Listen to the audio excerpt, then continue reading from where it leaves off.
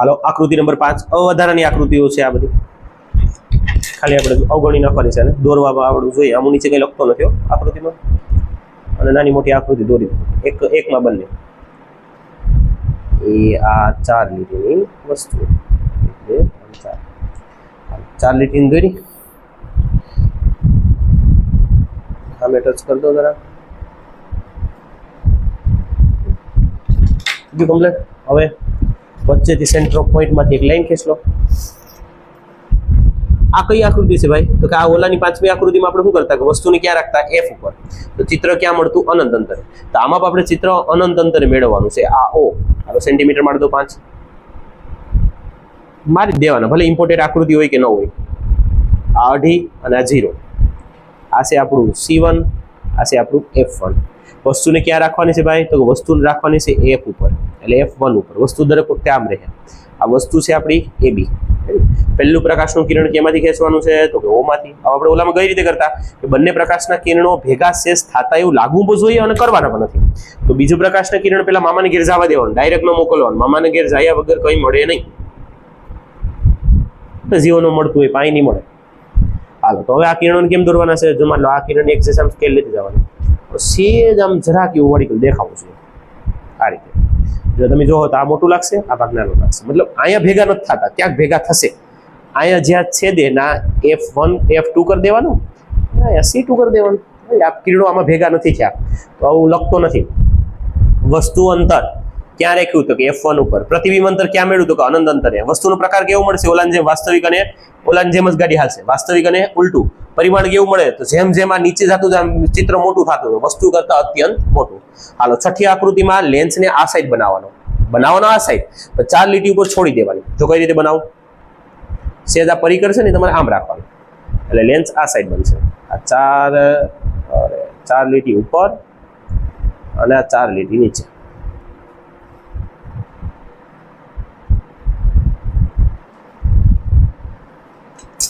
Lens બની ગયો.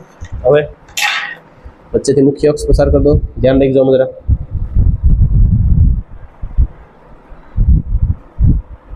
આ બંનેમાં માહિતી નથી લખતો, એવું તો સાઈડમાં લખી નાખી, કેમ કે ગૌણ આકૃતિઓ છે એના ઉપર બહુ ધ્યાન ન દેવું. આપણા માટે ઇમ્પોર્ટેન્ટ આકૃતિ 4 એક સાથે બંને આમાં બતાવી દો. હાલો આ સાઈડ 2.5 સેન્ટીમીટર 1.5 સેન્ટીમીટર, હાલો 2.5 સેન્ટીમીટર માપ લઈ લો. O F1 C1 F1 અને O. હાલો વસ્તુને ક્યાં રાખવાનું છે? તો કે F1 અને O ની વચ્ચે, આ 2 લીટીની વસ્તુ. પહેલું કિરણ તો ભાઈ નામ પછી લખી નાખો. પહેલું કિરણ તો કે ભાઈ O માંથી કાઢ લો, આમ જાય છે. વસ્તુનું નામ છે AB. આપણે કેમ કરતા ઓલામાં પાછળ ખેંચી લેતા, એ માને પાછળ ખેંચી લો. અત્યારથી જ આમ ડોટેડ લાઈન કરી દો. બીજું પ્રકાશનું કિરણ તો ભાઈ મામાની ઘેર.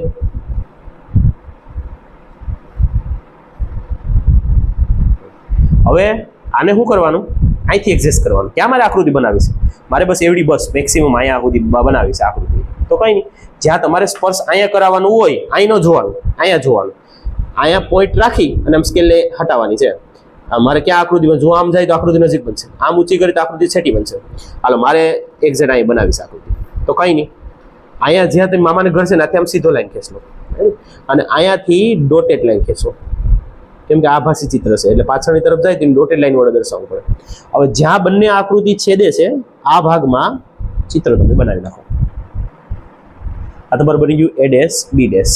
અહીંયા જ્યાં છેદીને બહાર નીકળ્યું આ બનશે F2, અને આમાં જ એક બનાવી નાખો C2. હવે જો આ કિરણો ક્યાંય ભેગા નથી થતા એટલે આપણે પાછળની તરફ લેવા અને પ્રતિબિંબ બનાવ્યું. હા હવે આમાં જોઈજો બંને આકૃતિમાં. હા વસ્તુ અંતર ક્યાં છે? ક્યાં રાખી છે વસ્તુને? તો કે F1 અને O ની વચ્ચે. પ્રતિબિંબ અંતર આ બધાને અલગ અલગ મળશે. મને ક્યાં મળ્યું? તો કે C1 અને F1 ની વચ્ચે. તો એ જ લખવાનું, C1 અને F1 ની વચ્ચે, અથવા એવું લખવાનું F1 થી દૂર, તમારી ઈચ્છા. પ્રકાર બંને હાલશે, પરીક્ષામાં પૂરી પૂછાતી જ નથી, બધું ટેન્શન લેવાનું છે જ નહીં. આ બંને આકૃતિ ગૌણ આકૃતિ છે. આપણે ચોથા આકૃતિ સુધી ધ્યાન રાખવાનું છે. પ્રકાર કેવો છે? ભાઈ પ્રકાર છે સીધું મેળ્યું તો આભાસી. છઠ્ઠી આકૃતિ હંમેશા આભાસી જ મળે. આ છઠ્ઠી આકૃતિ છે, આભાસી અને ચતુર. પરિમાણ, પરિમાણ કેવું છે? તો પરિમાણ વસ્તુ 2 લીટીનું છે, ચિત્ર 5-6 લીટીનું છે, તો વસ્તુ કરતા મોટું. આમાં તો આવડે વસ્તુ ક્યાં મૂકી? તો કે F1 પર ચિત્ર ક્યાં મેળવ્યું તમને? તો કે ભાઈ ચિત્ર મેળવ્યું છે અનંત અંતરે. આમ બહુ ટાઈમ પાસ કરવાનો. આવી પ્રકાર કેવો મળશે? તો ભાઈ જ્યાં મળશે ને ઉલટું મળશે, એટલે વાસ્તવિક અને ઉલટું. અને પરિમાણ તો કે વસ્તુ કરતા અત્યંત મોટું. ગૌણ છે એટલે આમ બહુ ટાઈમ પાસ નથી કરતો. હાલો સ્ક્રીનશોટ લઈ લો. આ 6 આકૃતિ આપણે અરીસાની લેન્સની બંનેની 12 આકૃતિ પૂરી. જય ભગવાન.